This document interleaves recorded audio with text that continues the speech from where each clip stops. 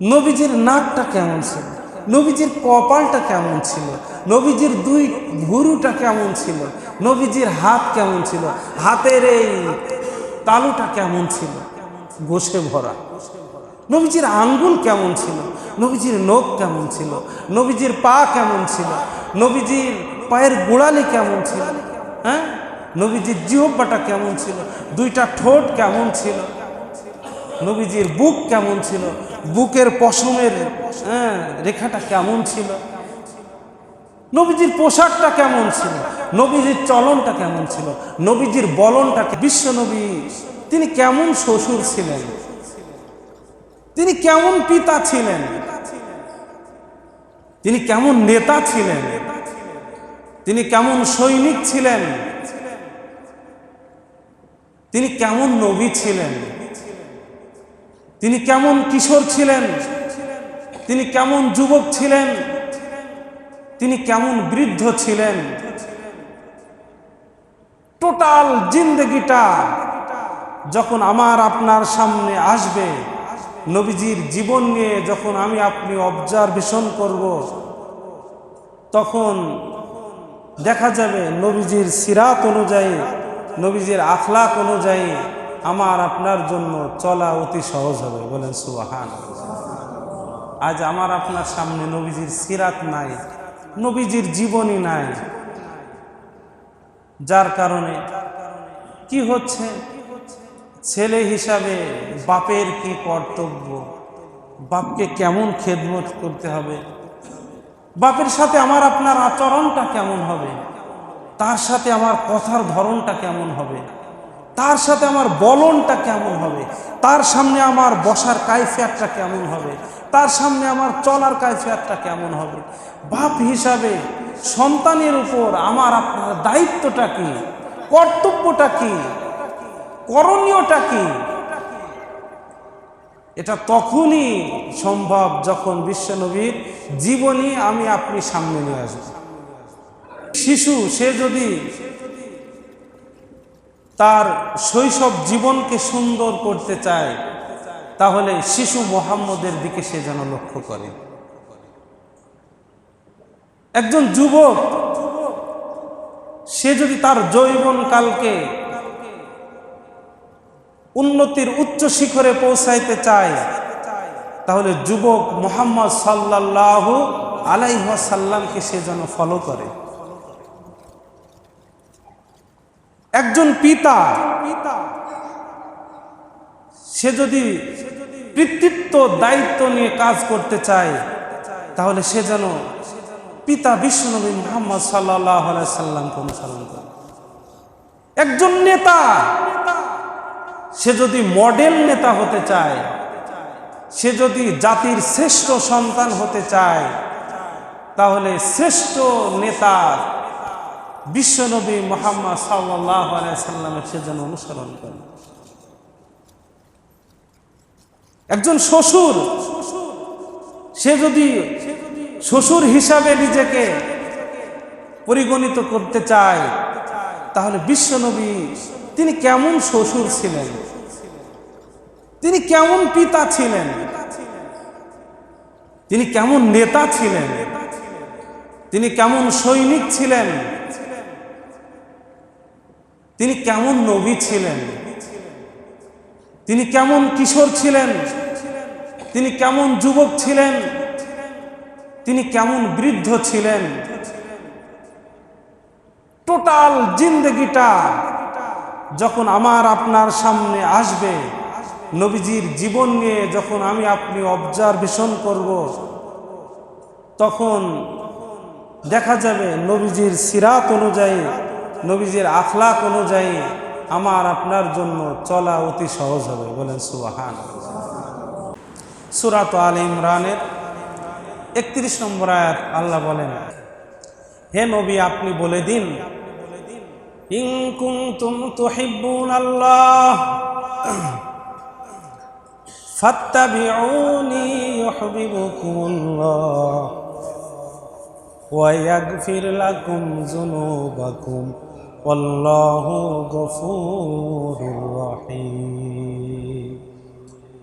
আল্লাহ তাআলা তার রসুলকে বলছেন, হে নবী, আপনি বলে দিন, তোমরা যদি আমি আল্লাহকে ভালোবাসতে চাও তাহলে রসুলের অনুসরণ করো, তাহলে আমি আল্লাহ তোমাদেরকে ভালোবাসবো। শুধু ভালোবাসবো এতটুকু নয়, বরং তোমাদের জীবনের সব গুনাহগুলি ক্ষমা করে দিবে। সুবহানাল্লাহ, ইন্নাল্লাহা গফুরুর রহিম। কারণ আল্লাহ তাআলা বড় ক্ষমাশীল, দয়ালু, তিনি ক্ষমার আধার। তাহলে আল্লাহ তাআলাকে ভালোবাসার একটা মাপকাঠি আল্লাহ তাআলা বলছেন যে রসুলের অনুসরণ করা। বুখারীর হাদিস আমি পাঠ করেছি, আল্লাহর রসুল বলেন, লা ইউমিনু আহাদুকুম হাত্তা আকুনা আহাব্বা ইলাইহি মিন ওয়ালিদিহি ওয়া ওয়ালাদিহি ওয়ান নাসি আজমাইন। আল্লাহর রসুল বলেন, তোমরা ততক্ষণ পর্যন্ত মুমিন হতে পারবে না যতক্ষণ পর্যন্ত তোমরা তোমাদের পিতা মাতা, সন্তান সন্ততি এবং পৃথিবীর সমস্ত মানুষ থেকে আমি রসুলকে ভালো না বাসবে, ততক্ষণ পর্যন্ত তোমরা মুমিন হইতে পারবে না। আল্লাহ রসুল বলছেন, সব থেকে বেশি ভালোবাসতে হবে আমি নবীকে। তোমার পিতামাতা, তোমার ভাই ব্রাদার, আত্মীয় স্বজন, তোমার বন্ধু বান্ধব, এমনকি তোমার জীবনের চেয়েও আমি রসুলকে বেশি ভালোবাসা লাগবে। উমর রাদিয়াল্লাহু তাআলা আনহু নবীজিকে বললেন, ইয়া রাসূলুল্লাহ, আমি আপনাকে ভালোবাসি। নবীজি বললেন, উমর, আমাকে ভালোবাসো? তুমি কি তোমার জানের চেয়ে আমাকে ভালোবাসো? উমর বললেন, ইয়া রাসূলুল্লাহ, না, আমার জানের চেয়ে, জীবনের চেয়ে আপনাকে বেশি ভালোবাসি না। রসুল বললেন, তুমি এখনো মুমিন হওনি। কিছুক্ষণ পর উমর রাদিয়াল্লাহু তাআলা আনহু বললেন, ইয়া রাসূলুল্লাহ, এখন আমি উমর আমার জীবনের চেয়ে, জানের চেয়ে আপনাকে বেশি মহব্বত করি। সুবহানাল্লাহ। রসুল বললেন, আনতা মুমিন, এখন তুমি পূর্ণ মুমিন হলে, পূর্ণ ইমানদার হলে, তাহলে আমাকে আপনাকে ভালোবাসা লাগবে সবার থেকে বেশি রসুলকে। এখন কথা হলো, রসুলকে ভালোবাসার লক্ষণটা কি, আলামতটা কি? যারা ভণ্ড, এই খেয়াল করেন বিষয়গুলি, যারা ভণ্ড, নামাজ পড়ে না, রোজা রাখে না, ঢোল তবলা নিয়ে ব্যস্ত থাকে, তারাও বলে আমরা রসুলকে মহব্বত করি। তারাও দাবি করে আমরা মহব্বত করি রসুলকে। যারা মুমিন, নামাজি, তারাও বলে আমরা রসুলকে মহব্বত করি। যারা গান গায়, বাউল সঙ্গীত যারা, তারাও বলে আমরা রসুলকে মহব্বত করি, ভালোবাসি।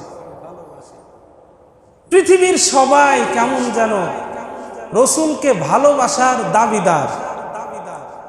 এখন মৌখিক দাবি করলেই তো হবে না, রসুলকে মহব্বত করার আলামতটা কি? আল্লাহ রসুল বলেন এক হাদিসে, মান আহাব্বা সুন্নতি ফাকাদ আহাব্বানি ওয়া মান আহাব্বানি কানা মাই ফিল জান্নাহ। আল্লাহ রসুল বলেন, মান আহাব্বা সুন্নতি ফাকাদ আহাব্বানি,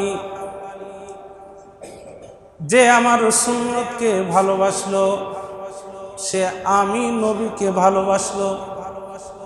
মান আহাব্বা সুন্নতি ফাকাদ আহাব্বানি ওয়া মান আহাব্বানি কানা মাই ফিল জান্নাহ। আল্লাহর রাসূল বলেন, যে আমার সুন্নতকে ভালোবাসলো সে আমি রসুলকে ভালোবাসলো, আর যে আমি রসুলকে ভালোবাসলো সে আমার সাথে জান্নাতে থাকবে। সুবহানাল্লাহ। তাহলে রসুলকে ভালোবাসার মাপকাঠি হলো রসুলের সুন্নাতের অনুসরণ করা, রসুলের সুন্নাতের অনুসরণ করা, রসুলের সুন্নাত যত আমল আছে সেগুলি জীবনে ফিট করা, জীবনে ধারণ করা। নবীজির অনেক সুন্নাত আছে, ব্যক্তিগত জীবন থেকে নিয়ে রাজনৈতিক জীবন পর্যন্ত সব ছিল নবীজির সুন্নাত। এই সুন্নতকে অনুসরণ করা। রাসূল সাল্লাল্লাহু আলাইহি সাল্লামের হাতে গড়া যে সকল সাহাবা ইকরাম ছিলেন, বিশেষ করে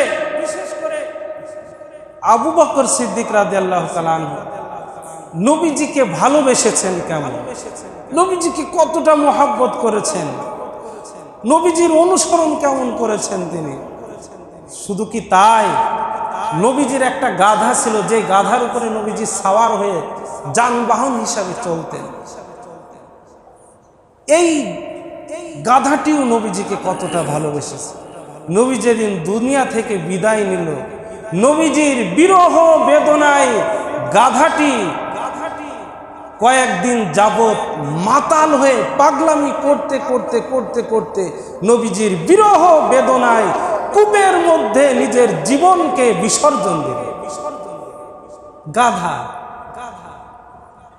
গাধা তার কতটুকু বোধগম্য আছে, সেই গাধা নবীজির বিরহ বেদনায় নিজের জীবনকে আত্মহত্যার সম্মুখীন করে দিয়েছে। আবু বকর সিদ্দিক রাদিয়াল্লাহু তাআলা আনহু নবীজির বিরহ বেদনায় কলিজাটা পুড়ে গিয়েছিল। আবু বকর রাদিয়াল্লাহু তাআলা আনহু বিশ্ব নবী যেদিন দুনিয়া থেকে বিদায় নিলেন, সিদ্দিক আকবর আবু বকর সিদ্দিক রাদিয়াল্লাহু তাআলা আনহু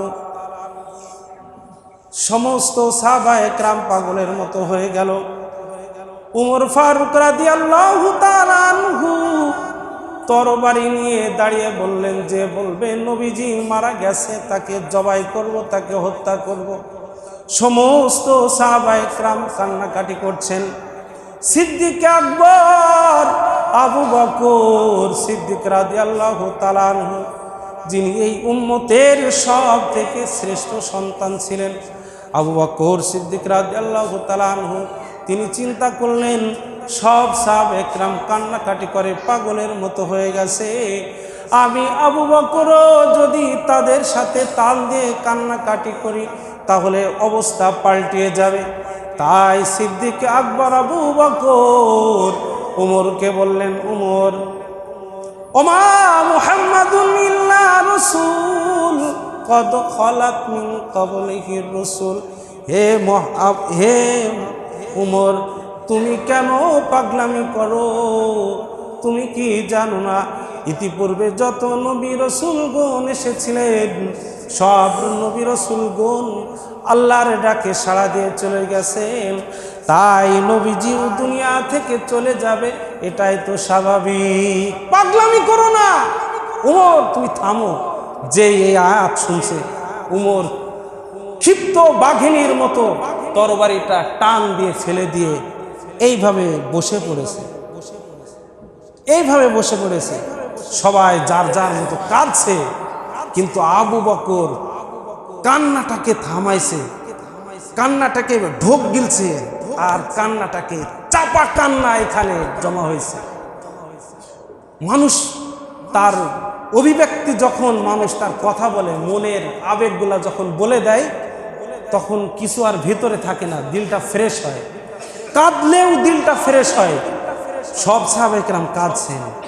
মহিলাদের অবস্থা হলো এমন, ফাতেমা রাদিয়াল্লাহু তাআলা আনহাকে ঘিরে সবাই বসে আছেন, কেউ কাঁদছে, কেউ কথা বলছে, কেউ হয়তোবা পাগলামিও করছে। একজন বলল, এই ফাতেমার কি অবস্থা? বলছে, ফাতেমা কথা বলে না, কাঁদে না, কাঁদেও না, কোনো কিছু তো একটা করা লাগবে তাকে। বলে কিচ্ছু করে না, চুপ করে বসে আছে নিতর হয়ে। তো বললো, ফাতেমাকে একটু কথা বলতে বলো, তাকে একটু কাঁদতে বলো, নাই সহ্য করতে পারবে না, কলিজা ফেটে মারা যাবে। লাস্ট পর্যায়ে ফাতেমা রাদিয়াল্লাহু তাআলা আনহা একটা কবিতা পাঠ করলেন, সুব্বাত আলাইয়া মাসাইবুল আওয়ান্নাহা সুব্বাত আলাল আইয়ামি সিরনা লায়ালিয়া সুব্বাত আলাল আইয়ামি সিরনা লায়ালিয়া। হায়, আজকের দিনটা আমার জন্য কতটা বেদনাদায়ক। যদি এই বিপদটা দিনে দেওয়া হতো, দিন অন্ধকারে পরিণত হয়ে যেত। প্রিয় ভাইয়েরা আমার, সিদ্দিক আকবর আবু বকর সিদ্দিক রাদিয়াল্লাহু তাআলা আনহু চাপা ব্যথা নিয়েছিলেন, তিনি কাঁদেন নাই। অবস্থাটা এমন হয়েছিল না কাঁদার কারণে। সিদ্দিক আকবর আবু বকর সিদ্দিক রাদিয়াল্লাহু তাআলা আনহু নবীজির বিরহ বেদনায় না কান্দার কারণে ব্যথাটা জমে গিয়েছিল, কলিজা পুড়ে গিয়েছিল। তাই সিদ্দিক আকবর আবু বকর যখন নিঃশ্বাস প্রশ্বাস বের করতেন, কলিজা পোড়া দুর্গন্ধ বের হতো। এমন হয়েছে আবু বকর রাদিয়াল্লাহু তাআলা আনহু যে খেজুরের বেড়ার কাছে শুয়ে থাকতেন, নাকের নিঃশ্বাস প্রশ্বাস ওই বেড়ায় গিয়ে ঠেকত, ওই বেড়াটা পুড়ে গিয়েছিল। এই আবু বকর নবীজিকে এমন ভালোবাসতেন, যেদিন হিজরত করে নিয়ে যাচ্ছেন মক্কা থেকে মদিনায়, নবীজিকে পাহারা দিতে দিতে নিয়ে যাচ্ছেন। কখনো সামনে যায়, কখনো পিছনে, কখনো ডানে, কখনো বামে। নবীজি বলছেন, আবু বকর আপনি এমন করেন কেন?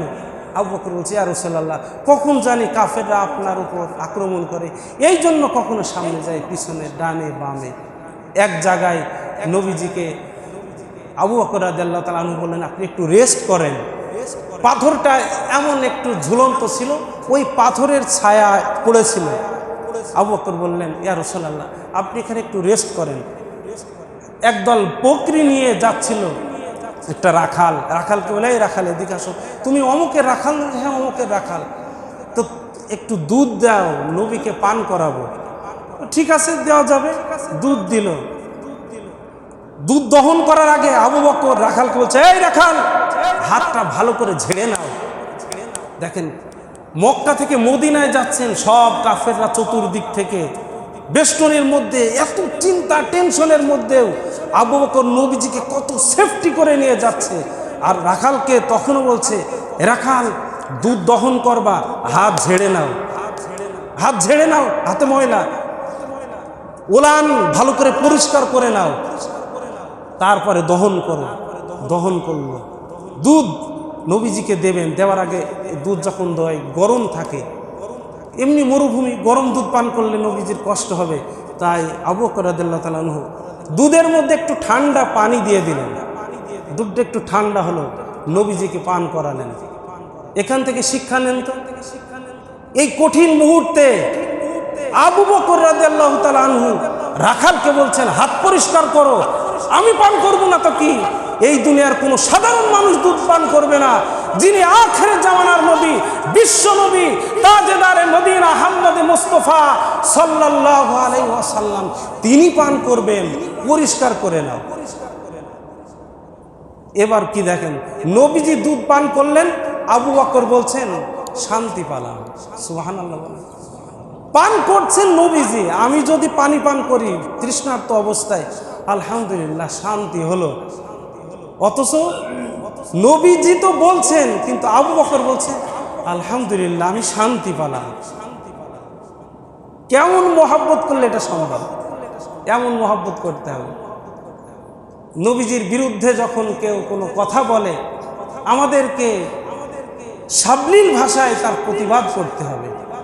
প্রিয় ভাইয়েরা, ধর্ম বিষয়ক মন্ত্রণালয় থেকে একটি চিঠি দিয়েছে, সারমর্মটি এমন যে অনেক সময় ফেসবুকে দেখা যায় একটা খারাপ বিষয় পোস্ট করে ফেলে, ভ্রান্ত একটা বিষয় যা ঘটেই নাই ফেসবুকে লিখে দিয়েছে অথবা পোস্ট করে ছেড়ে দিয়েছে। এর দ্বারা পুরা সমাজ, পুরা দেশ একটা বিভ্রান্তির শিকার। আসলে কিছুই না। অনেক সময় দেখা যায় কেউ নবীজিকে গালি দেয় নাই বাস্তবিক অর্থে, অথচ একজন বলছে অমুকে, অমুক অমুসলিম, অমুক হিন্দু নবীজিকে গালি দিয়েছে, পোস্ট করে ছেড়ে দিয়েছে, অথচ দেয় নাই। এই বিভ্রান্তির কারণে কি হবে? মুসলমানের মধ্যে একটা বিশৃঙ্খলা তৈরি হবে। সংখ্যা লঘু যে হিন্দু আছে তাদের সাথে দূরত্ব তৈরি হবে, দেখা যাবে একটা হযবরল অবস্থা। এই জন্য প্রিয় ভাইয়েরা, কথা এখানেই শেষ। মূল কথা আমি বললাম যে রবিউল আউয়াল মাসে সিরাতের একটা কিতাব কিনব। কয়েকটা কিতাবের নাম বললাম, তার মধ্যে একটা যেমন শামায়েলে তিরমিজি আমি কিনব, আমার সন্তানকে হাদিয়া দিব। আমার ফ্যামিলিতে এটা আলোচনা করব, নবীজির জীবনী যখন সামনে থাকবে এই সন্তান সুসন্তান হবে, পিতা তার দায়িত্ব বুঝতে শিখবে ইনশাআল্লাহ। এই জন্য একটা করে কিতাব আমার দাবি থাকবে, বিশেষ করে শামায়েলে তিরমিজি আমরা কিনব ইনশাআল্লাহ। আল্লাহ তাআলা যা কিছু বললাম আমল করার তৌফিক দান করেন। যারা